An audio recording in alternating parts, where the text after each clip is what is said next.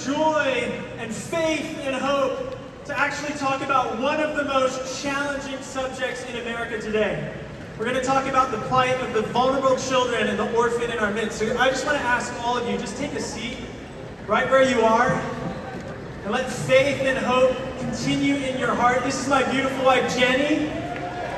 And Jenny, we're going to start off tonight by just sharing a little bit of our story. So Jenny, would you start off and share some story with us? Okay, thank you.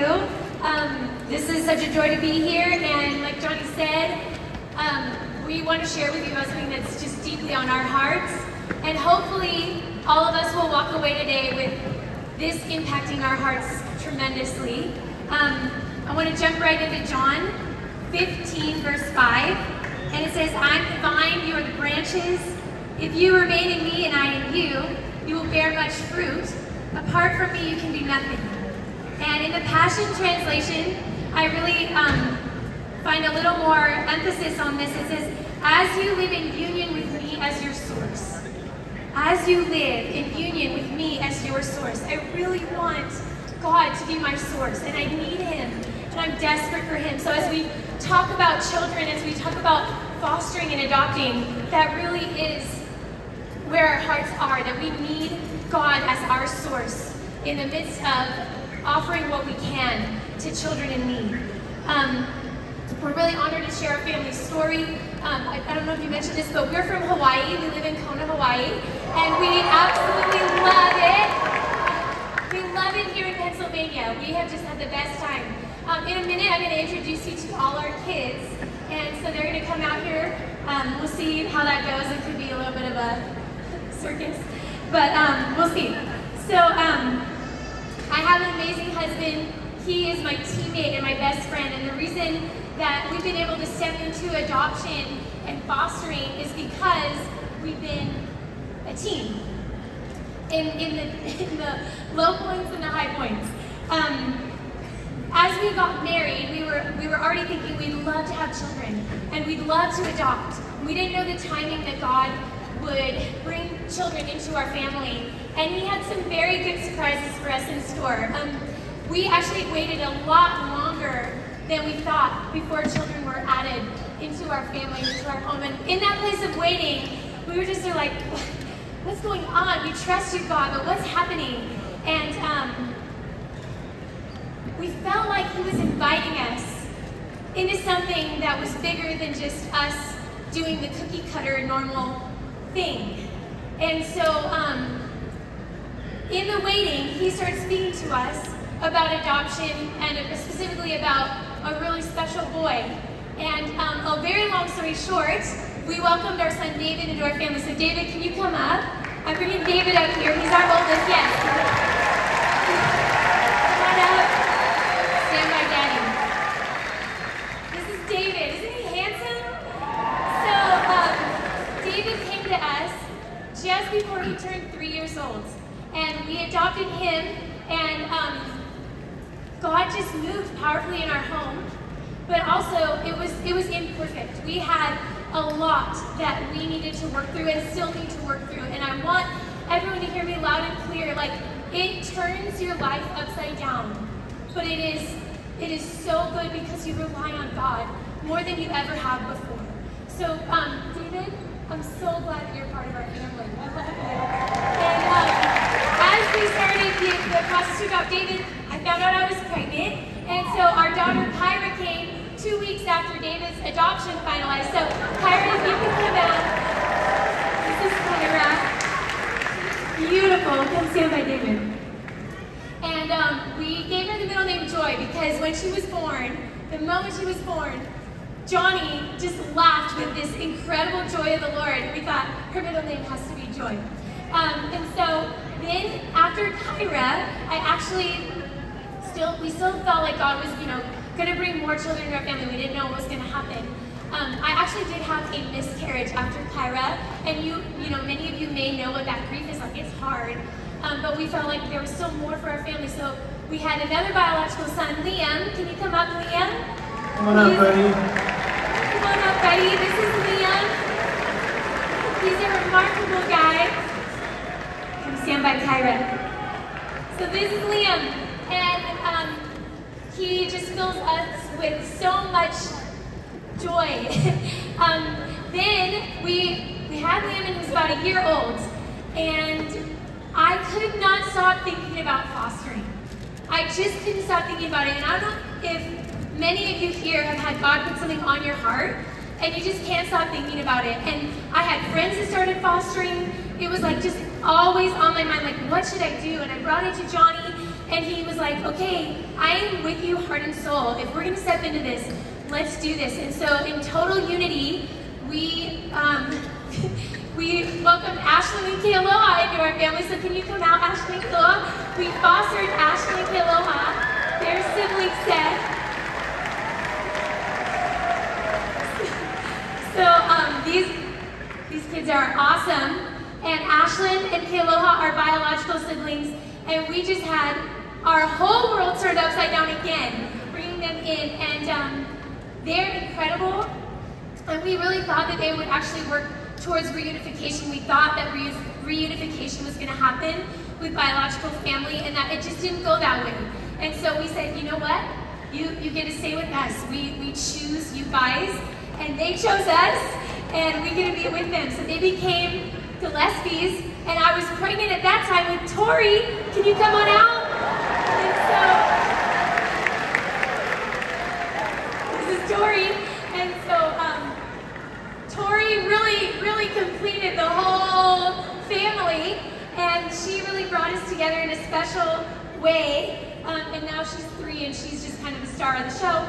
But I want to say just a couple quick things about how God did this, and really, it really is His work in us. I would not have chosen this path, but I felt invited by God to say yes to something that was out of my comfort zone, completely foreign to me. I had no idea what I was getting into, but I'm so glad, and I'm so blessed. And Johnny and I too, you know, like, this has been a real work. God has done so much in our hearts. We would not trade it for anything, but it has not been easy. It has not been a journey that I would say, this is what everyone has to do. You have to sign up to do this. I would say, if God is inviting you into it, then He is getting your heart ready for it. Let Him get your heart ready for this. It's a wild ride. You might think, you know, oh, like, so fun, double portion or whatever.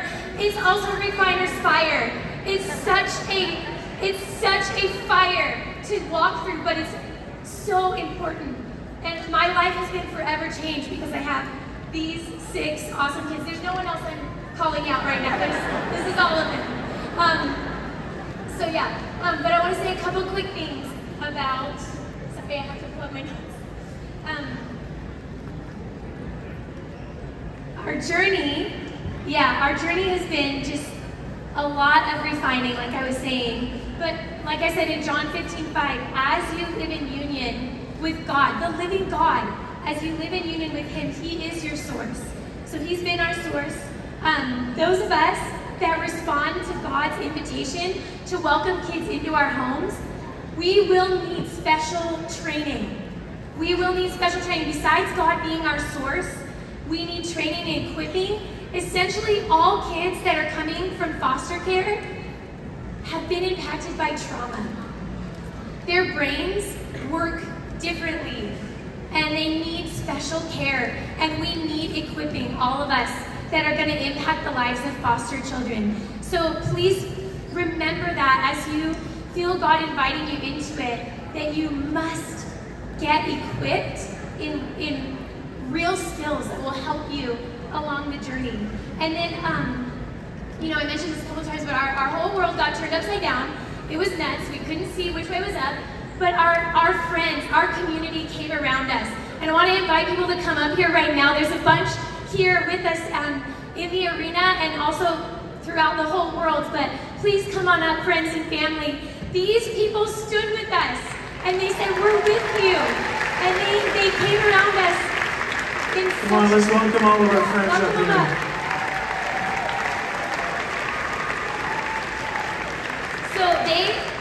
What I want to say about this is what we need.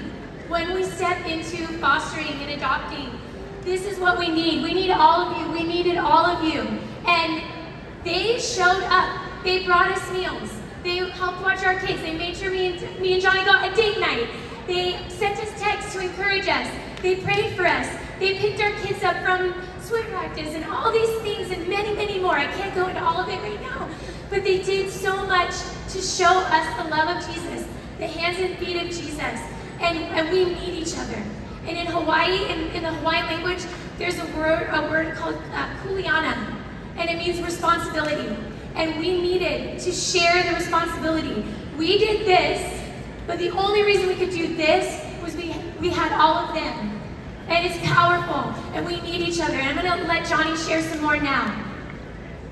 Amen. We love all you guys. Thanks so much for standing with us. This is just a part of our community, friends.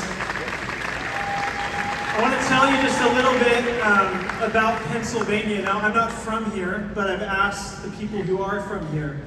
Tonight, right now, in Pennsylvania, there's about 14,000 children in foster care. So if you think about that, it's about 3 times the amount of people that are in here right now are in foster care. And most of those children, about 11,000 of them, are tonight in hope of reunifying with their families. And about 3,000 of them are actually ready for adoption. They don't have permanent families. Their parental ties are severed. And of those 3,000, about 1,100 of them this year will age out of the foster system. And that means they turn 18 and they have 0 family. Imagine no one to go home to at Christmas, no one to go home to at Thanksgiving, no one to help you figure out how to date a girl or drive a car or go to college. In John 14, Jesus says, "I will not leave you as orphans, but I will come to you." I want to tell you, in Pennsylvania, there's about 14,000 churches. I think it's the mandate of the church to take up that call of Jesus to say to those who are left as orphans, we're not going to leave you as orphans. We're going to come. We're going to take responsibility. We're going to help you in your time of need. I believe tonight, many of you in this room, God is going to call to step into this in some way.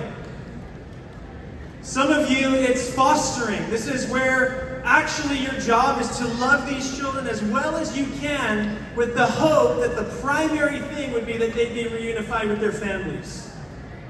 That they'd be with their birth family.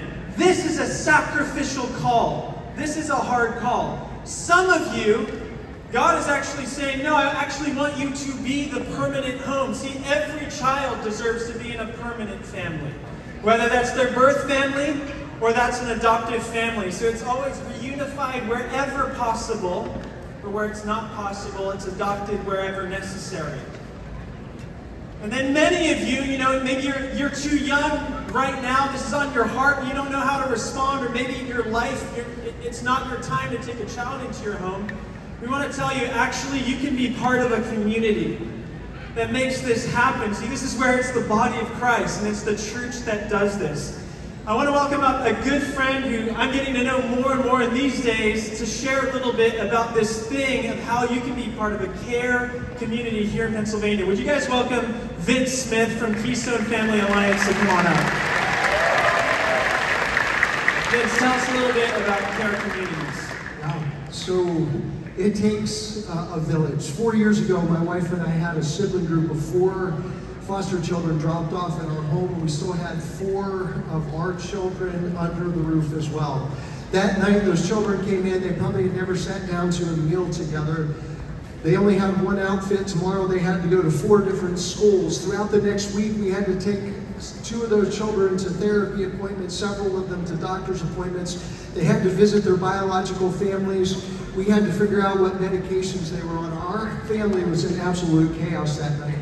So when somebody showed up with lasagna to feed our family, my wife was like, praise Jesus.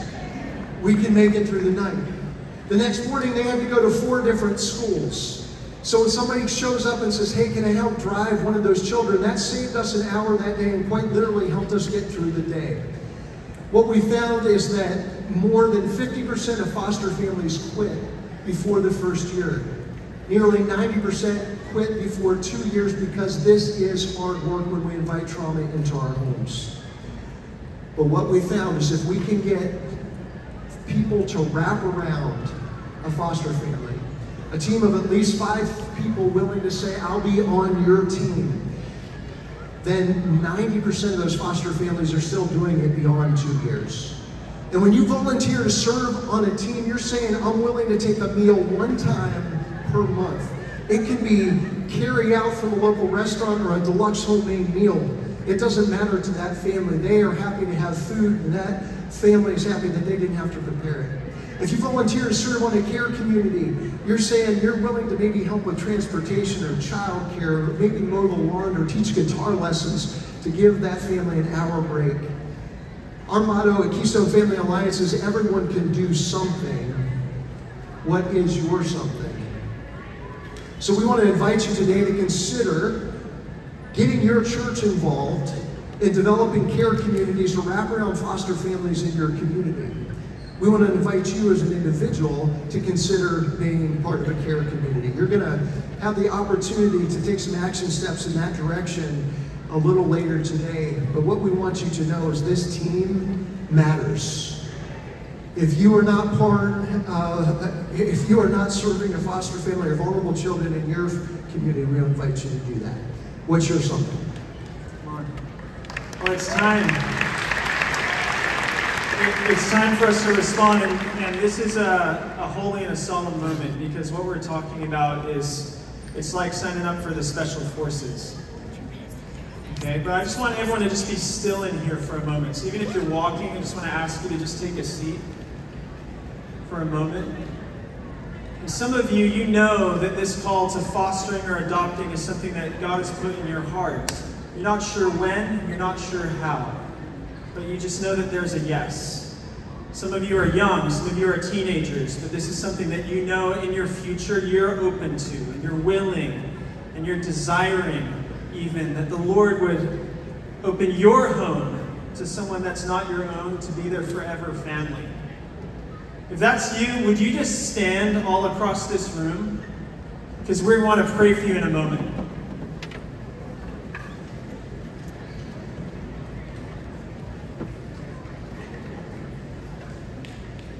Amen.